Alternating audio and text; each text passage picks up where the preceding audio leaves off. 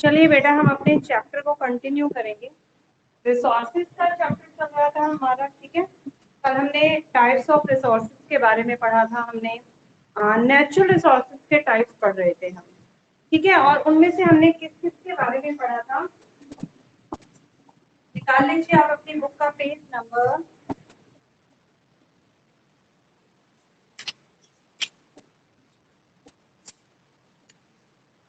36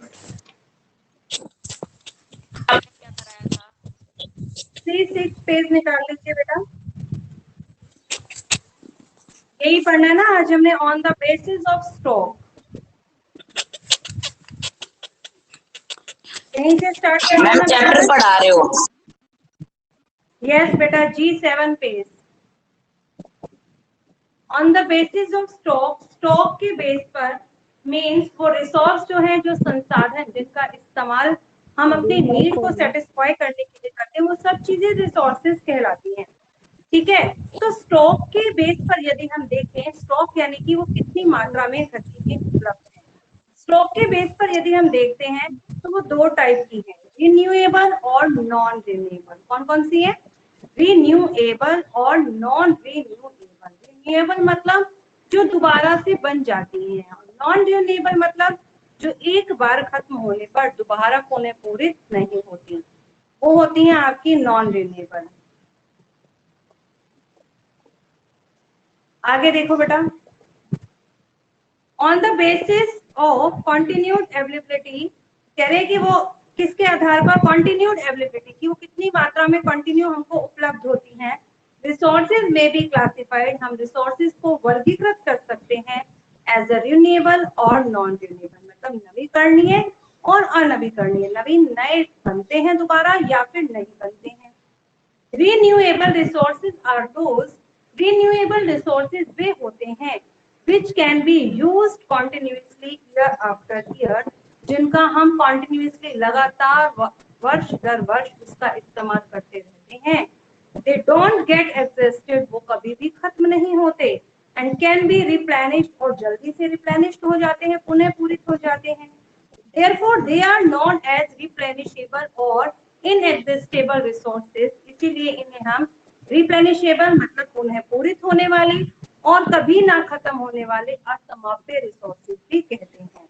जैसे कि solar energy, सूर्य से आने वाली ऊर्जा, वाटर, एयर, सी वेव्स, समुद्र की तरंगें, बिलोंग टू दिस कैटेगरी, वो इसी कैटेगरी में आती हैं, which will continue to exist on the earth independently, ठीक है।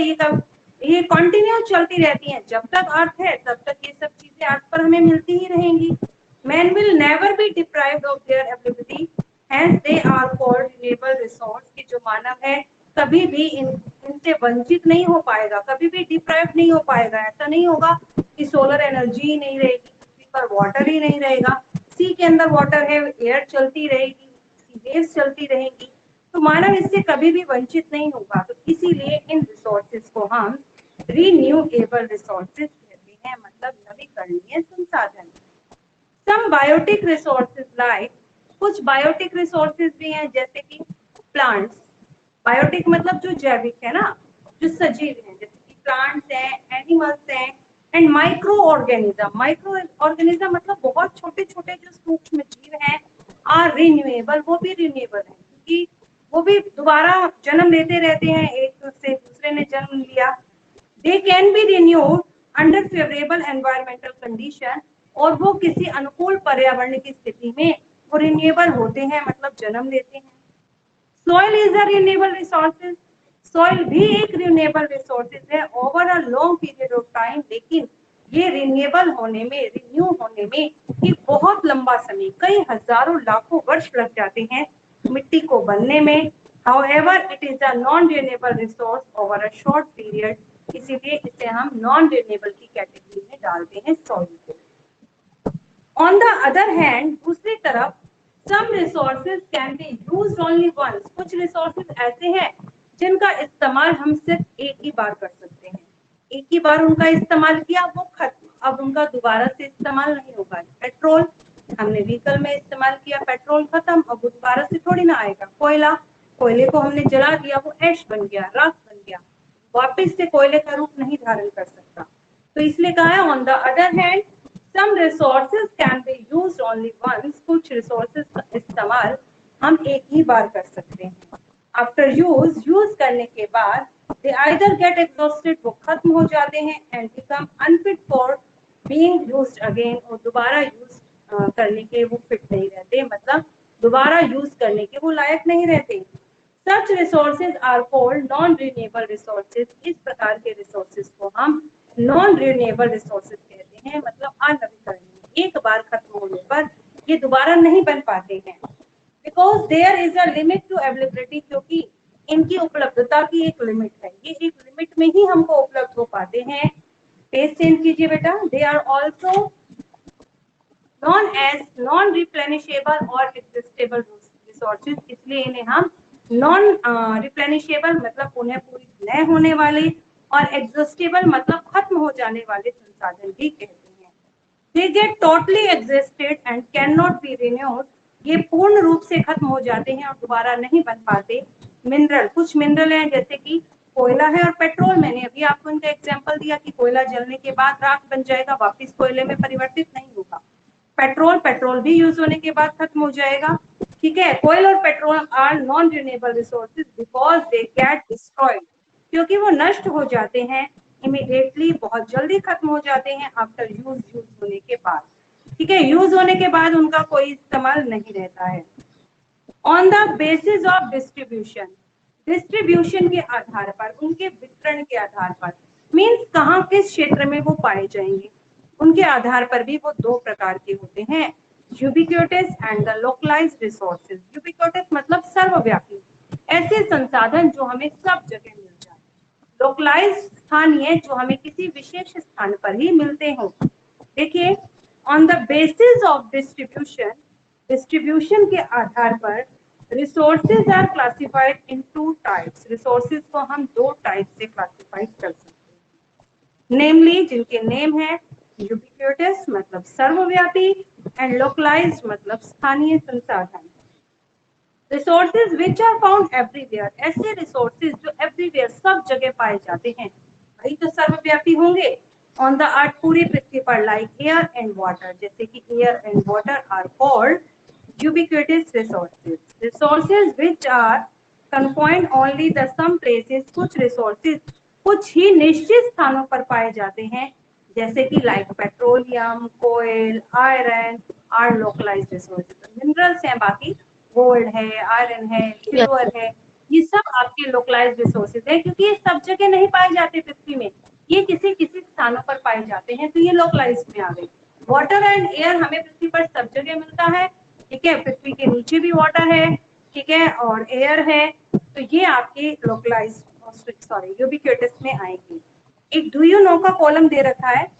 वर्ल्ड अर्थ डे, विश्व पृथ्वी दिवस जो है, celebrate on April 22 every year, हर साल 22 अप्रैल को वर्ल्ड अर्थ डे मनाया जाता है। कंजर्वेशन ऑफ रिसोर्सेज, बेटा कंजर्वेशन का मतलब समझते हैं आप, क्या मतलब होता है कंजर्वेशन का, कौन बताएगा? कंजर्वेशन ऑफ रिसोर्सेज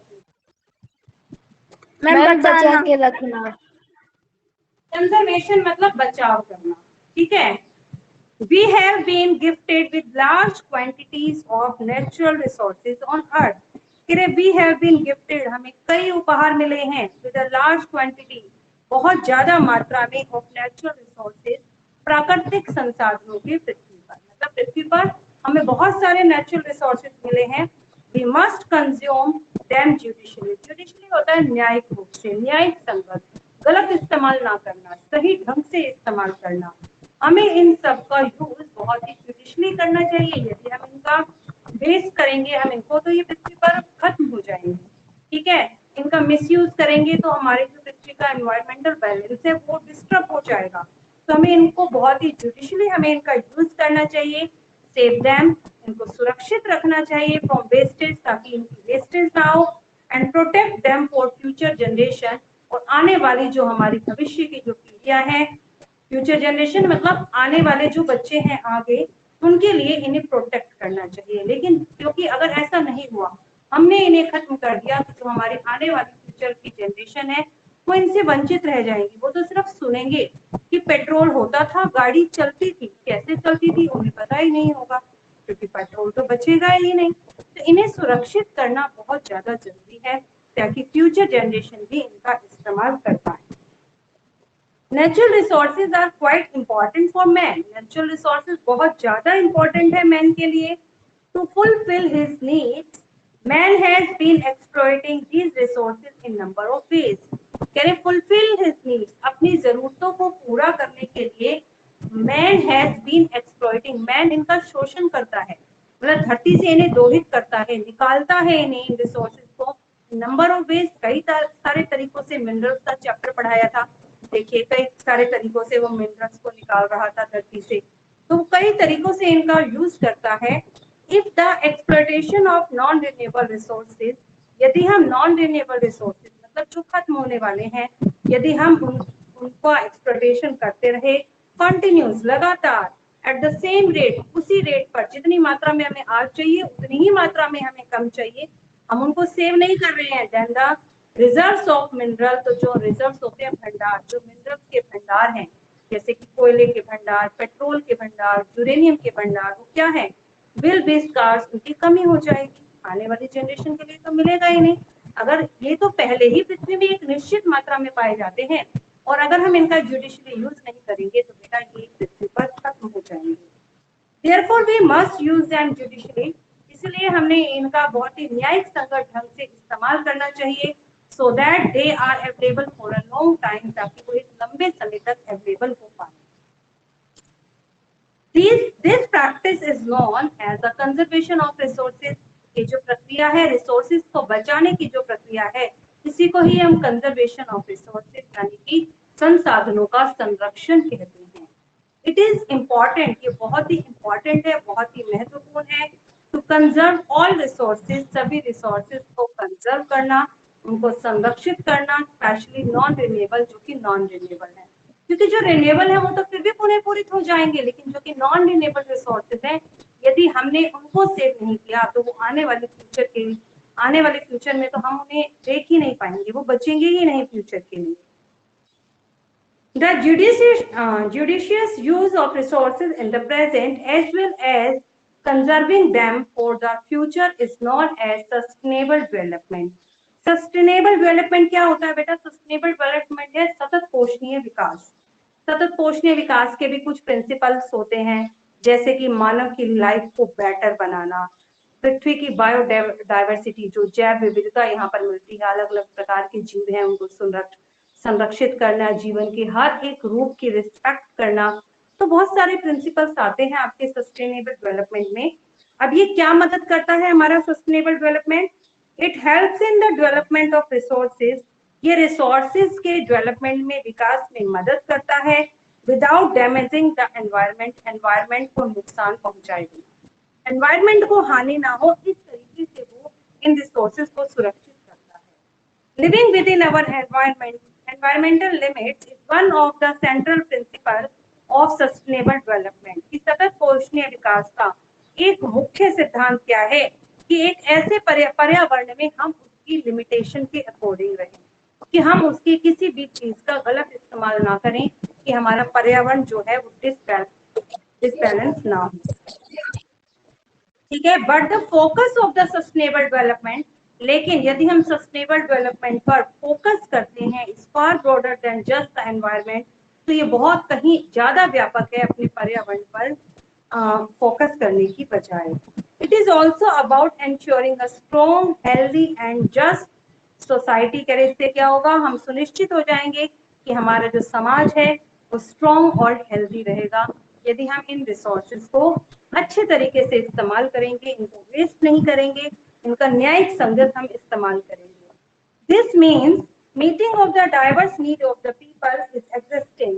कह रहे हैं इसका मतलब क्या हो गया, meeting of the diverse need of the people in existing, कि आज वर्तमान में मानव को जिन जिन चीजों की जरूरत है, एंड द फ्यूचर कम्युनिटीज, और आने वाली जो भविष्य की जो समुदाय होंगे उनको जिन जिन चीजों की जरूरत होगी, क्रिएटिंग अ इक्वल अपॉर्चुनिटी, उन्हें बराबर का अवसर मिलना चाहिए। बराबर का अवसर फ्यूचर के लोगों को कब मिलेगा, जब हम उनके लिए कुछ बचाएंगे, और उनके लिए कुछ बचाना मतलब रिसोर्सेज का कंजर्वेशन करना।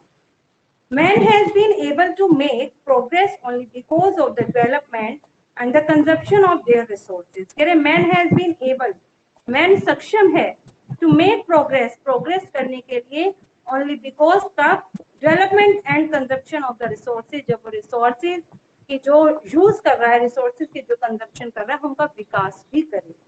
To sustain the rate of development and the keep future bright, it is our prime duty to conserve the resources. To sustain the rate of development, की विकास की दर को बढ़ाए रखना। हम सभी चाहते हैं हम विकास करें, हमारी कंट्री विकास करे, डेवलपमेंट हो। अगर हमने विकास को बनाए रखना है तो कीप द फ्यूचर ब्राइट, और अपने भविष्य को भी ब्राइट, उज्जवल बनाना है, it is our prime duty. तो ये हमारी प्राइम ड्यूटी है, हमारे प्रथम कर्तव्य है टू कंजर्व द रिसोर्सेज, कि हम रिसोर्सेज को कंजर्व करें, रिसोर्सेज को बचाएं।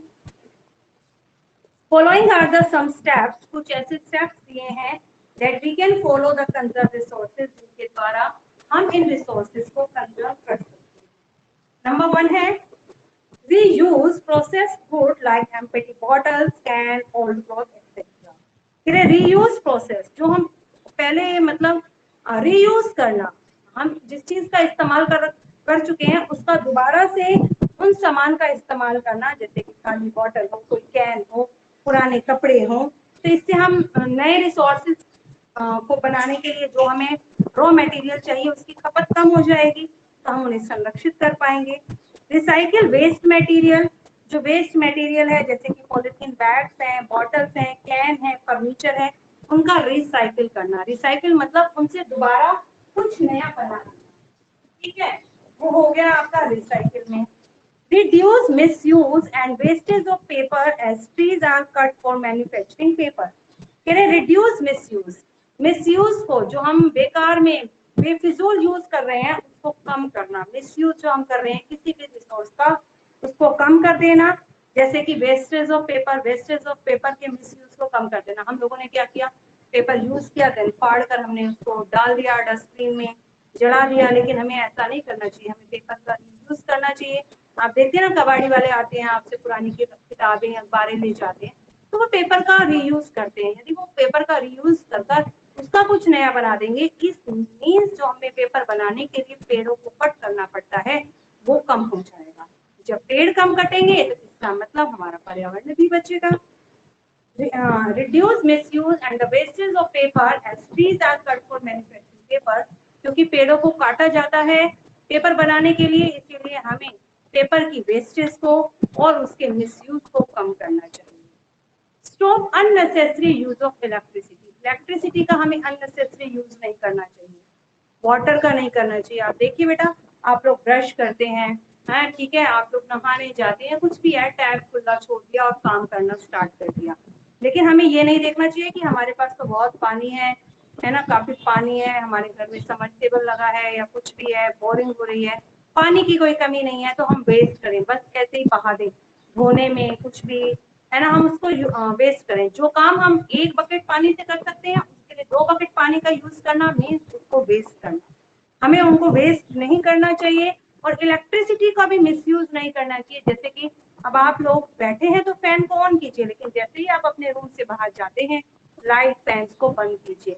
अननेसेसरी जो प्लग्स ऑन रह गए हैं, आपने चार्जर लगाया, आपके टीवी का प्लग है, कोई नहीं देख रहा, वो प्लग ऑन रहता है, तो वो भी इलेक्ट्रिसिटी को कंज्यूम करता है। तो आपको चाहिए कि जैसे ही आपने टीवी बंद किया, आपका फोन चार्ज हो गया, आप जल्दी से उस प्लग को बंद कर दें। सीएफएल बल्ब का यूज, सीएफएल बल्ब का यूज करें आप, ठीक है, इससे इलेक्ट्रिसिटी आपकी बचेगी। मीन्स फैंस है, लाइट है, AC should be switch off if they are not in use, मतलब एसी है, लाइट है, फैन है, अगर आप उनका इस्तेमाल नहीं कर रहे तो उन्हें स्विच ऑफ करें। Turn off water pocket when water is not being used, कि तेरे पानी की जो टैब होती है उसे भी हमें बंद कर देना चाहिए जब हम पानी का इस्तेमाल नहीं कर रहे हैं, उसे खुला नहीं छोड़ना चाहिए। नंबर 5, अब आप एक चीज और देखिए, वाटर का आप वेस्ट देखिए, सुबह नल आती है, सुबह पानी आता है जब, तो हम लोग फिल कर लेते हैं, हमारी टैंक फिल हो गया, हमारी टंकियां फिल हो गई, सब आपने बकेट बकेट जो भरनी थी सब भर ली। अब उसके बाद भी पानी आ रहा है तो बेटा हमें उस नल के आगे एक टैब लगानी चाहिए, ताकि हमने पानी भर लिया, अब पानी वेस्ट नहीं हो, हम टैप बंद कर दें। ठीक है, एक नल लगाना चाहिए उसके आगे ताकि हम उसके बॉल को बंद कर दें, वो पानी वेस्ट ना बहे। Point number 5, walk or use walk and use the public transport as much possible। कह रहे हैं वॉक या तो पैदल चले and use public transport, public transport का यूज करें। मतलब अगर आप बस में जा सकते हैं, एक कार में 5 से 6 लोग इकट्ठे जा सकते हैं, तो आप ऐसा नहीं कि हर एक व्यक्ति अपने अलग अलग व्हीकल का इस्तेमाल करें। ऐसा करेंगे तो रिसोर्सेज वेस्ट होंगे, क्योंकि ये सभी चीजें आपकी क्या है, या तो आप इसको बिजली से चार्ज कर रहे हैं, या आप इनमें पेट्रोल का यूज कर रहे हैं, या सीएनजी का यूज कर रहे हैं। ठीक है, तो अगर बहुत पास में ही जाना है तो आप पैदल जा सकते हैं या फिर पब्लिक ट्रांसपोर्ट का यूज कीजिए, क्योंकि पब्लिक ट्रांसपोर्ट में एक बस है तो वो 50-60 लोगों को एक बार में ही ले जाती है।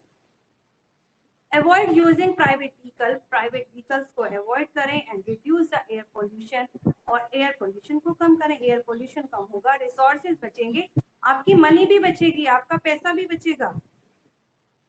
By following the above measures, we can contribute to the conservation of natural resources and make a path of human development stronger and defined। By the following above measures, इन सभी measures के according we can contribute to conservation of natural resources। हमें प्राकृतिक संसाधनों के conservation में अपना योगदान देना चाहिए, ताकि हम human मानव डेवलपमेंट को, मानव के विकास को और भी स्ट्रॉन्ग बना पाए। ठीक है, principles of sustainable development, sustainable development के कुछ प्रिंसिपल्स दिए हैं।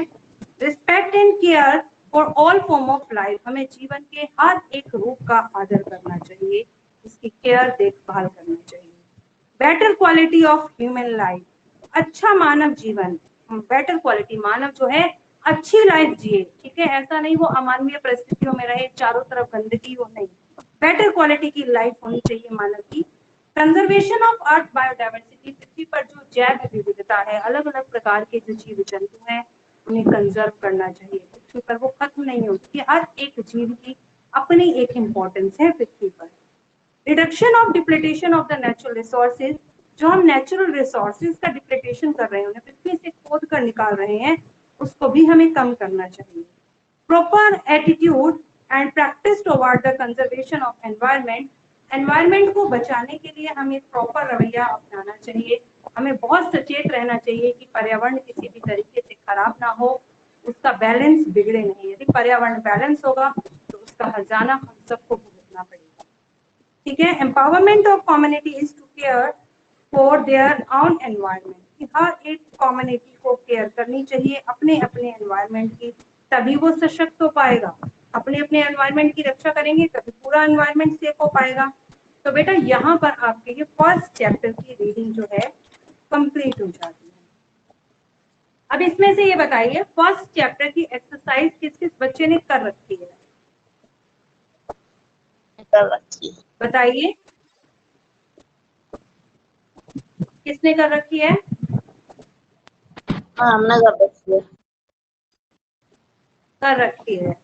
आप सेक्शन 1 से हैं? Yes ma'am. ठीक है,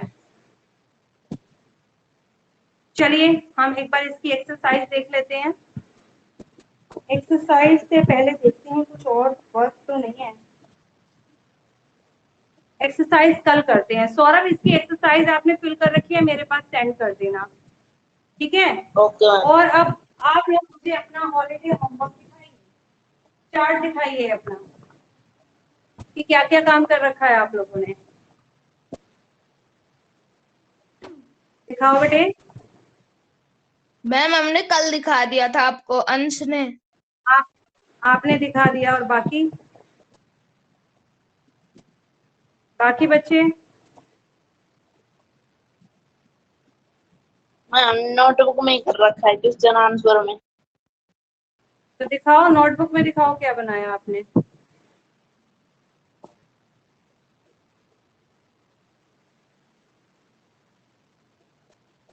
दिखाओ बेटा फटाफट से।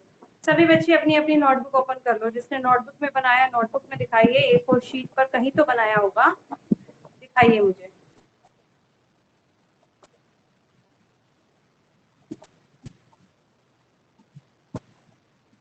हम्म,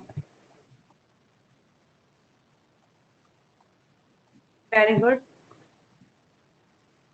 मैम मैं दिखाऊं? यस यस, आप दिखाओ। ये किसकी है नोटबुक? अंजलि आप दिखा रहे थे। मैम मैं अंजलि, दिखाऊं? मैं कौन? नमन, अभी रुको, अंजलि का देख लूं। ठीक है अंजलि, दिखाओ। नमन दिखाओ। नमन मैं नहीं बोलते, हम दिखाएं मैम, ठीक है, ऐसे बोलते हैं। दिखाओ थोड़ा पास करो ताकि मुझे क्लियर नजर आए।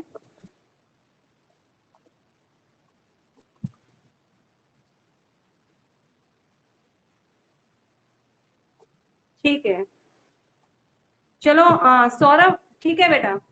Saurabh, mic yes on ma'am. करना बेटा। एक तो मेरे पास एक्सरसाइज सेंड कर दो, ठीक है। Okay ma'am ma'am. हमारे पास आप से A1 सेक्शन से हो ना, आपने पहले से चैप्टर भी कर रखा होगा, यस मैम। तो आपको फिर दोबारा लिखने की जरूरत नहीं है, ठीक है ना। अब आप लोग ओके मैम। क्लास लीव करो और सौरभ आप मेरे पास सेंड मैम करो। लीव करो क्लास। हमारी ओके नोटबुक, मैम हमारी नोटबुक। हाँ हनी दिखाओ, आप दिखाओ notebook. Yes ma'am.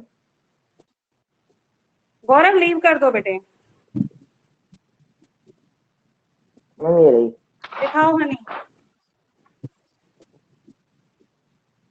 Honey clear नजर नहीं आ रहा, अपने कैमरे को क्लियर करो, साफ करो कैमरे को। मैम हो गया।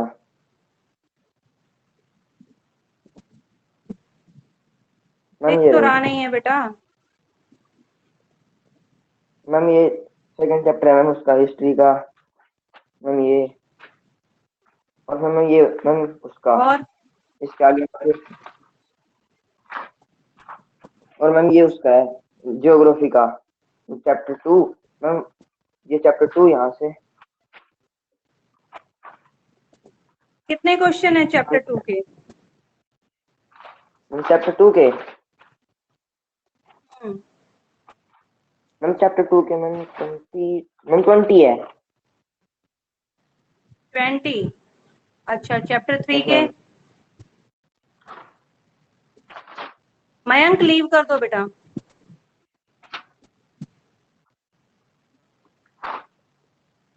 मैम 15।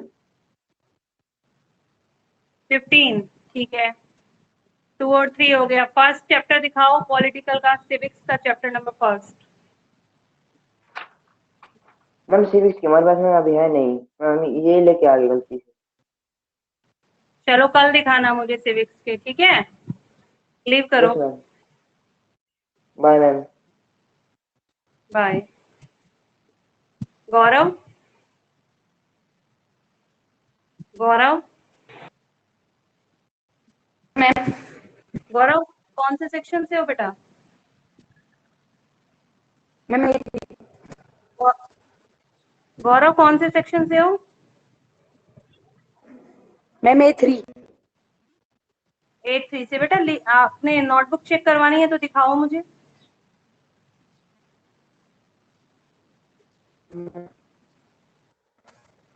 काम पूरा कर रखा है आपने?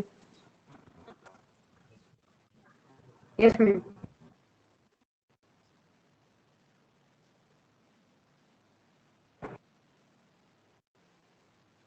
अभी दिखाएंगे, कल दिखाएंगे?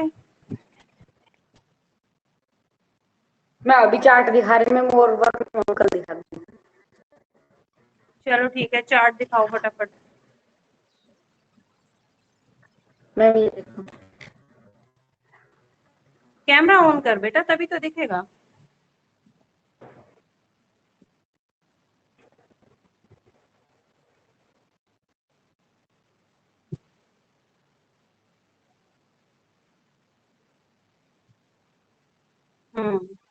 ठीक है, वेरी गुड। बाकी काम कल चेक करवा लेना गौरव, ठीक है। लीव करो, क्लास लीव करो। Okay ma'am. इसको बाउंड्री और बना लो चारों तरफ ना, स्केल से बाउंड्री और बना के नीचे अपना नाम और सेक्शन लिख दो। Okay ma'am. ठीक है बेटा, लीव करो क्लास।